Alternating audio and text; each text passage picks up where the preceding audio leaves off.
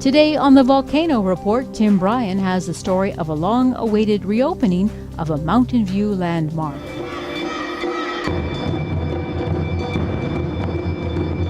The quiet Mountain View Gym came back to life on Saturday when the reopening celebration and Ohana Fun Day attracted hundreds to see the untying of the Miley leg. And today's a celebration of all of the community's hard work. I'm here on behalf of the County of Hawaii residents just to say thank you to all of those hardworking folks. And you know, they acknowledge in there, and you talk story with the kupuna who came and people who lived in this community for many, many years. They all say how much it meant to have a gym, a safe place to be and a safe place to play. Residents, dignitaries, taiko drummers, and even Youth Challenge Academy cadets were all on hand for the highly anticipated occasion. We need facilities like this so the kids can stay inside, play basketball, play volleyball, and I just want to thank all of you that were involved in this, and aloha. The A.J. Watt Gymnasium is an important facility to the Mountain View community and is central to the character of the area. You know, Upper Puna, quiet, quaint, beautiful rural community, but growing rapidly. And you know, we've had a lot of our recreational facilities are plantation era infrastructure. So we get hazardous materials are found, we have to close it down, we've got to do hazardous material abatement. And it's very expensive and costly and time consuming.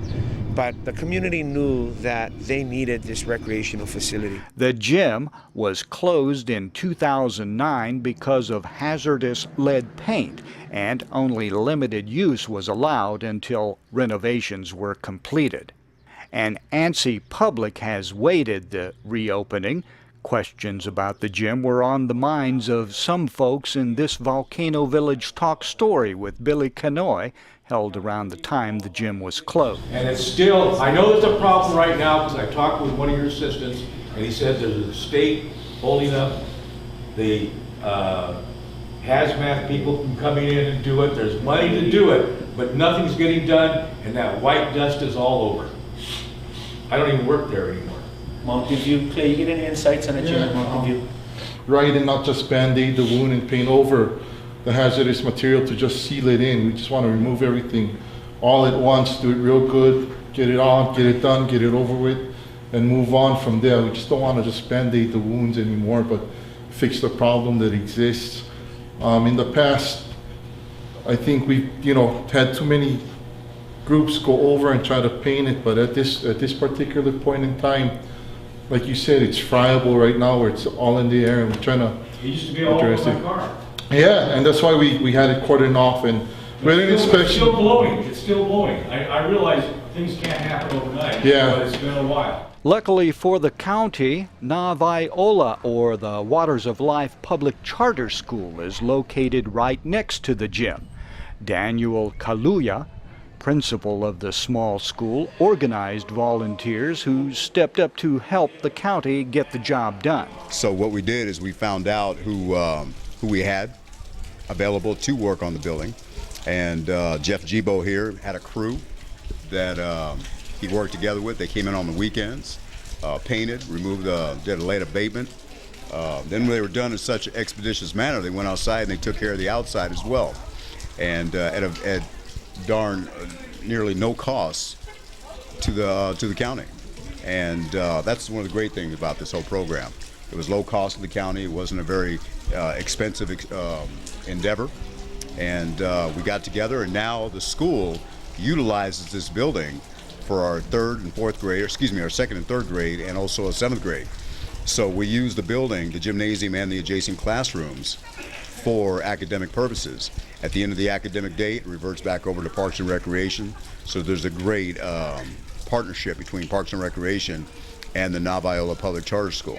There were times where, it was a little tough, but, I just always wanted to do something for the community. You know, when I was growing up, I really didn't have an opportunity to have a place like this, so I know how important it is for the community to have a place like this so the kids can have something to do after school and on the weekends. And you know, I like it because it's got a lot of history, you know, and you can kind of feel the vibe in there when you're alone, and you know, when you got the guys working and you got the Hawaiian music going and stuff like that, you know, it's a good feeling.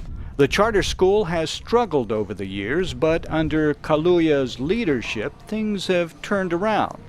At one time, the school was closed down, but the community, with a lot of determination, brought it back to life, and since has proven to be an asset even outside the classroom.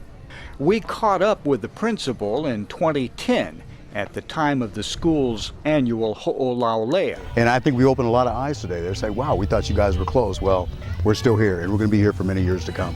I like to say that our school is here for the students, but we are a community-based school where we're able to share everything we have with the community. Not just our students, their families, but the entire community. We are a viable option, and we're a positive option for our families. And we've all gotten together and been able to keep the school the way it's supposed to be done. And we're financially solvent now. Just needed some administrative oversight. Our enrollment has increased, which is, as an administrator, that's made me very happy. And we've been able to meet all of our suspenses, make all of our deadlines, and holding ourselves accountable, if you will. Today, the school has something else to celebrate. So as you can see, mission accomplished. It's a great thing for the community. And we're very, very proud of everybody. I'm very proud of Jeff, my executive assistant, Bonnie Jibo, who did a great job doing all the business end of it.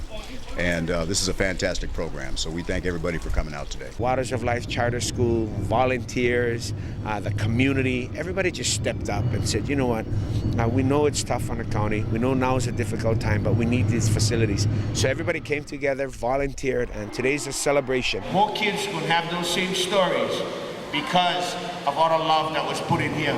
And I said, what, never have anything spooky? He said, yeah, it was spooky. I said, how spooky? He said, well, the only place for turn off the lights in the gym is right over there. But at night, the only place for get out of the gym is right over there. So he said, every night I'd have to hit the switch and run for my life. But that's Brother El Calip right here. That's his story. I just want to say aloha. The modified facility meets the American with Disabilities Act accessibility standards. The county hired Site Engineering, Inc. to do that work for $376,300. The neighborhood place for Puna organized the event that lasted a good part of the day. And I'd like to reiterate what a gym means, what a park means to a community. Because right now, as our community grows, there's a growing demand for recreational facilities. And there's a growing opposition or voice that says it's a waste of money, it's a luxury, it's extra money spent that we could be better spent elsewhere. And I strenuously disagree. Because the dollar you put into a child, studies show you save $7 to $11 tomorrow. Because that investment in prevention, in positive recreational activities, we're keeping kids away from drugs, away from gangs, away from violence, away from negative. But when they're at a recreational facility like Mountain View Gym, you know, you have a coach, you have teachers, you have positive role models, and they're not just teaching kids how to play a sport, the fundamentals of dribbling, passing, and shooting. What they're teaching is teamwork, hard work, respect and sportsmanship, about values of keeping yourself healthy, making good choices, and being the best that you can be. And that's all we want and can hope to instill in our children. You know, our kids we don't want them learning from music and television and video games. We want them learning from active, positive, recreational play. And every child in every community deserves that opportunity. And that's what today represents. And that's what investment in recreation and positive open space in our community means to us. It's not just a place, but a pu'uhunua, a place of refuge. Tim Bryan, Big Island Video News.